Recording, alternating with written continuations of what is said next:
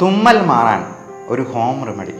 ഈ virgin coconut oil എന്ന് പറയുന്നത് വളരെ പവർഫുൾ ആൻറ്റി ഓക്സിഡൻ്റ് ആണ്.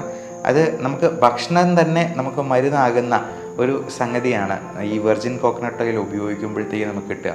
നമുക്കറിയാം ബ്ലഡ് ടെസ്റ്റിൽ ഈസ്നോഫിൽ കൗണ്ട് കൂടുതലുണ്ട്, അലർജി ഉണ്ട് എന്ന് നമുക്ക് മനസ്സിലാക്കാം. IgE കൂടുതലുണ്ട്, അലർജി ഉണ്ട്, അർട്ടിക്കേരിയയുടെ കാരണമുണ്ട് എന്നുള്ളത് നമുക്ക് മനസ്സിലാക്കാം.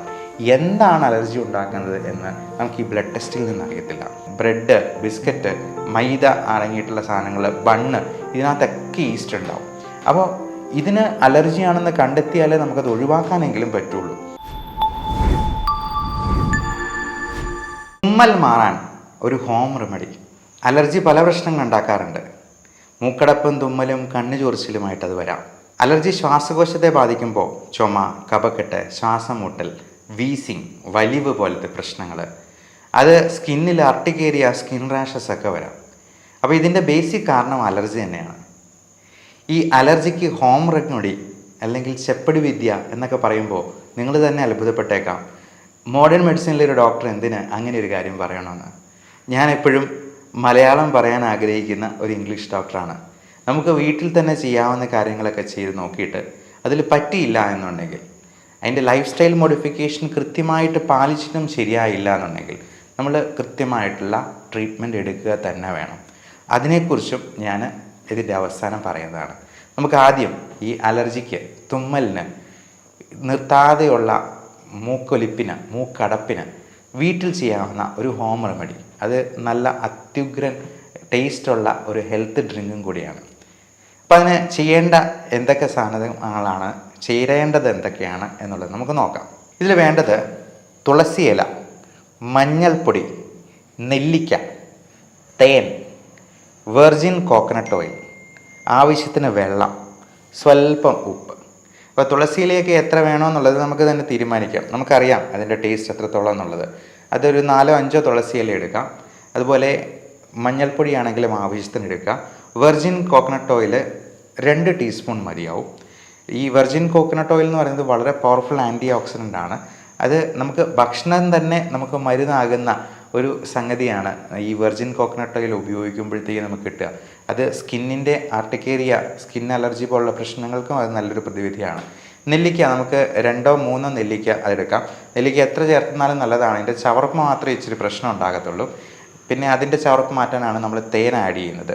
ഉപ്പ് ഒത്തിരി ചേർക്കരുത്, 1-2 നുള്ളു മതി. അത് നമുക്ക് ആവശ്യത്തിന് ചേർക്കാം എന്ന് പറയാം. എന്നിട്ട് ഇത്രയും ചേർത്തതിന് ശേഷം മിക്സിയിലിട്ട് അടിക്കുക. നെല്ലിക്കയുടെ കുരു കളഞ്ഞിട്ട് ചേർക്കാന്നുള്ളത് പ്രത്യേകം ഓർമ്മിപ്പിക്കേണ്ടതില്ലല്ലോ. അപ്പോൾ മിക്സിയിൽ ഇത് നല്ലപോലെ അങ്ങ് അടിച്ചെടുക്കുക. അപ്പം നല്ലൊരു ജ്യൂസായിട്ട് നമുക്ക് കിട്ടും. ഇതിന് നല്ല ടേസ്റ്റുമാണ്. ഈ നമ്മൾ തേൻ ചേർക്കുന്നതുകൊണ്ട് തന്നെ അതിന് നല്ലൊരു മധുരമുണ്ട്.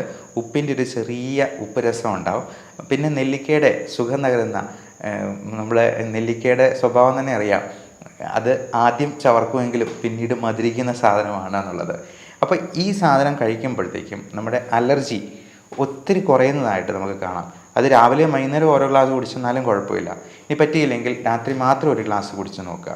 അത് നമ്മുടെ ആകമൊത്തമുള്ള ഇമ്മ്യൂണിറ്റി വർദ്ധിപ്പിക്കുന്നതിനും ആൻറ്റി ഓക്സിഡൻറ്റ് പ്രോപ്പർട്ടിക്കും ഒക്കെ അത് വളരെ നല്ലതാണ്. മാത്രമല്ല ഇതിൽ അടങ്ങിയിട്ടുള്ള വൈറ്റമിൻസ് എല്ലാം പലപ്പോഴും vitamin A, B, C, D, E, K ഇതെല്ലാം നമുക്ക് ഡെഫിഷ്യൻ്റ് ആയിട്ട് വരാം. അതുപോലെ പല ട്രേസ് എലമെൻറ്റ്സും, കോപ്പർ, മഗ്നീഷ്യം, സിങ്ക്, സെലനിയം തുടങ്ങിയ ട്രേസ് എലമെൻറ്റ്സും നമുക്ക് ഇതിന് പല ഭക്ഷണത്തിൽ നിന്ന് കിട്ടാറില്ല. അപ്പോൾ ഈ ഒരു ഡ്രിങ്ക് കുടിക്കുമ്പോഴത്തേക്കും നമുക്ക് ഇതിനകത്ത് ഒത്തിരി ന്യൂട്രിയൻ ഡെഫിഷ്യൻസി പരിഹരിക്കാനായിട്ട് സാധിക്കും. വൈറ്റമിൻ B കോംപ്ലക്സ് എന്ന് പറയുന്നത് അത് ഒത്തിരിയുണ്ട്. Vitamin B1 thymine, B2 riboflavin, B3 niacin, B4 എന്ന് പറഞ്ഞ ഒരു വൈറ്റമിൻ ഇല്ല, B5 പാൻറ്റോത്തനിക് ആസിഡാണ്, B6 പിറിഡോക്സിനാണ്, B7 ബയോട്ടിനാണ്, പിന്നെ B9 വരുന്നുള്ളൂ, അത് ഫോളിക് ആസിഡാണ്.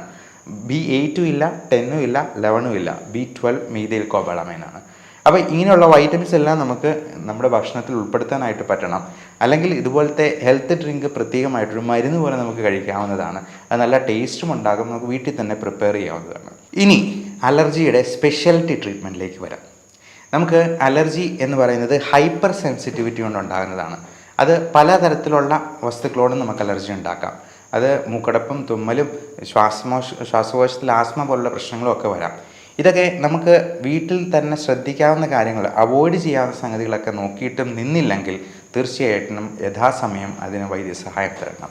അലർജിയുടെ സ്പെസിഫിക് ആയിട്ടുള്ള എന്ത് കാരണമാണ് എന്ന് മനസ്സിലാക്കാനുള്ള പുതിയ ടെസ്റ്റ് ഉണ്ട്.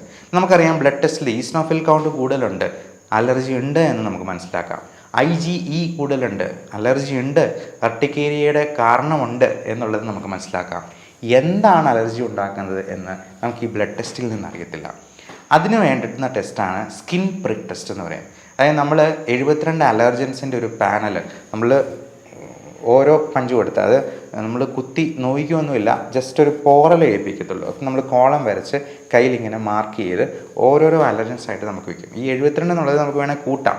നമുക്ക് സംശയമുള്ള വേറെ എന്തെങ്കിലും ഭക്ഷണ പദാർത്ഥങ്ങളുണ്ടെങ്കിൽ അതിൻ്റെ അലർജൻസും കൂടെ നമുക്കിതിൽ ആഡ് ചെയ്യാം. എന്നിട്ട് ഓരോന്നിൻ്റെയും റിയാക്ഷൻ നമ്മൾ നോക്കുവാണ്. അപ്പോൾ കൃത്യം നമുക്ക് മനസ്സിലാക്കാൻ പറ്റും ഇന്നതാണ് അലർജി എന്നുള്ളത്.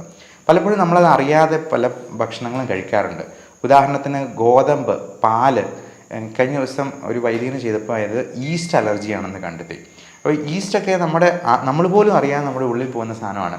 അത് അപ്പം അല്ലെങ്കിൽ ബ്രെഡ്, ബിസ്ക്കറ്റ്, മൈദ അടങ്ങിയിട്ടുള്ള സാധനങ്ങൾ, ബണ്ണ്, ഇതിനകത്തൊക്കെ ഈസ്റ്റ് ഉണ്ടാവും. അപ്പോൾ ഇതിന് അലർജിയാണെന്ന് കണ്ടെത്തിയാലേ നമുക്കത് ഒഴിവാക്കാനെങ്കിലും പറ്റുള്ളൂ. ഇനി ഒഴിവാക്കാൻ തീരെ പറ്റാത്ത ചില സംഗതികളുണ്ട്, 100% പ്രാക്ടിക്കൽ അല്ലാത്തത്. ഉദാഹരണത്തിന് പൊടി, ഡസ്റ്റ് മൈറ്റ്സ് എന്ന് പറയുന്നത് ഒത്തിരി അലർജി ഉണ്ടാക്കുന്ന സംഗതിയാണ്. അത് തന്നെ പല വെറൈറ്റി ഉണ്ട്. അതുപോലെ കൊതുക്, മോസ്കിറ്റോ ബൈറ്റ്, അത് ഒത്തിരി പേർക്ക് അലർജി കാണാറുണ്ട്. പാറ്റ, നമ്മൾ എത്ര ശ്രമിച്ചെന്നാലും ചിലപ്പോൾ പാറ്റ കയറിയെന്നിരിക്കാം. പല ജീവികളുടെ വിസർജ്യം എല്ലാം അലർജി ഉണ്ടാകുന്നതാണ്. അപ്പോൾ ഇതൊക്കെ നമ്മൾ എന്താ ചെയ്യുക, ഇമ്മ്യൂണോതെറാപ്പി എന്ന് പറയുന്ന പുതിയ ലെവൽ ഓഫ് ട്രീറ്റ്മെൻ്റ് ഉണ്ട്. ആ ട്രീറ്റ്മെൻറ്റ് വഴി നമുക്ക് ഈ അലർജി മിക്കവാറും ആൾക്കാരിൽ 90% വരെ മാറ്റാൻ പറ്റും. അതിന് പക്ഷേ ഒരു സ്പെസിഫിക് ഏജ് ഗ്രൂപ്പ് ഉണ്ട്. നമ്മൾ ഒത്തിരി പ്രായമായവരിൽ ഈ ഡീസെൻസിറ്റൈസേഷൻ മെത്തേഡ് നമുക്ക് കൊടുക്കാൻ പറ്റില്ല. ഒരു 50 വയസ്സ് വരെ അതിന് അനുയോജ്യമായ പ്രായം എന്ന് പറയാം, ഏറിയാൽ ഒരു 60 വയസ്സ് വരെ. എന്നാലും എത്ര വയസ്സുള്ളവർക്ക് നമുക്ക് ഈ സ്കിൻ പ്രിക്ക് ടെസ്റ്റ് ചെയ്ത് എന്തിനാണ് അലർജി എന്നുള്ളത് കണ്ടുപിടിക്കാം. പക്ഷേ ഇമ്മ്യൂണോതെറാപ്പി കൊടുക്കാൻ ഒത്തിരി പ്രായമായി കഴിഞ്ഞാൽ സാധിക്കില്ല. അതുകൊണ്ട് കൊച്ചുകുട്ടികൾക്കും ചെറുപ്പക്കാർക്കുമൊക്കെ ഏറ്റവും അനുയോജ്യമായിട്ടുള്ള കാര്യം ഇമ്മ്യൂണോതെറാപ്പിയാണ്. അല്ലെങ്കിൽ എന്തിനു വേണമെങ്കിലും അലർജി അവർക്ക് എപ്പോൾ വേണമെങ്കിലും ജീവിതത്തിൽ ഉണ്ടാകാം. അത് സൂര്യന് കീഴേ എന്നായിരുന്നു പണ്ട് പറഞ്ഞുകൊണ്ടിരുന്നത്. പക്ഷേ ഞാൻ പറയാം, സൂര്യൻ ഉൾപ്പെടെ എന്തിനും അലർജി ഉണ്ടാക്കാം. കാര്യം പല സ്ത്രീകൾക്കും ഫോട്ടോ സെൻസിറ്റിവിറ്റി, സ്കിന്ന് അലർജി ഈ സൂര്യ വെളിച്ചത്തിൽ നിന്നുണ്ടാകാറുണ്ട്. അവർ ബ്ലൗസ് ഇടുന്ന ഭാഗം ഒഴിച്ച് ബാക്കി എല്ലായിടത്തും ഭയങ്കര പിഗ്മെൻറ്റേഷനും ചോർച്ചിലും പ്രശ്നങ്ങളും ഒക്കെ ആയിരിക്കും. അത് അവരുടെ ബ്ലൗസ് ഇട്ടിരിക്കുന്ന ഭാഗം തന്നെ കൃത്യമായിട്ട് അറിയാം. അവർ തന്നെ പറയാറുണ്ട്, എൻ്റെ മുഖത്തിന് മൊത്തം കരുവാളിപ്പ, എന്നാലും എൻ്റെ ശരീരം നല്ല വെളുത്തായിരിക്കുന്നു ഡോക്ടറെന്ന്.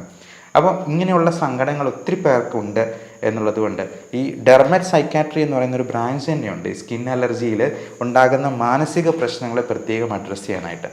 പ്രത്യേകിച്ചും സോറിയാസിസ് പോലുള്ള അസുഖങ്ങൾ, ഇതിനൊക്കെ ഫലപ്രദമായിട്ടുള്ള ഹോം റെമഡീസ് ഉണ്ട്. അത് ഞാൻ നേരത്തെ സോറിയാസിസിൻ്റെ ഒരു ഹോം റെമഡി പറഞ്ഞിട്ടുണ്ട്. അതുപോലെ കരിമംഗല്യത്തിന് ഉള്ള ഫേസ് പാക്കുകളുണ്ട്, നമുക്ക് വീട്ടിൽ തന്നെ പ്രിപ്പയർ ചെയ്യാവുന്നത്. ഇതിൽ നിന്നില്ല എന്നുണ്ടെങ്കിൽ, ലൈഫ് സ്റ്റൈൽ മോഡിഫിക്കേഷനും കൊണ്ടും ഫലവത്തായില്ലെങ്കിൽ നമ്മൾ യഥാസമയം കൃത്യമായിട്ടുള്ള ട്രീറ്റ്മെൻറ്റ് എടുക്കണം.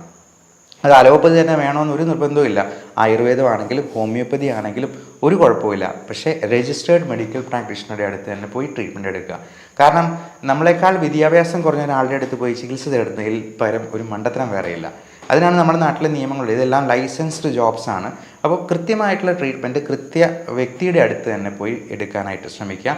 ഇതിൽ എല്ലാ വൈദ്യശാസ്ത്ര ശാഖയിലും അവരുടേതായ ട്രീറ്റ്മെൻറ്റ് ഉണ്ടാകും. അത് കൃത്യമായിട്ടുള്ള നിയമസാധ്യതയോടുകൂടിയുള്ള ചികിത്സാ മാർഗം തന്നെ സ്വീകരിക്കാനായിട്ട് പ്രത്യേകം ഓർമ്മിച്ചുകൊള്ളുന്നു. നന്ദി.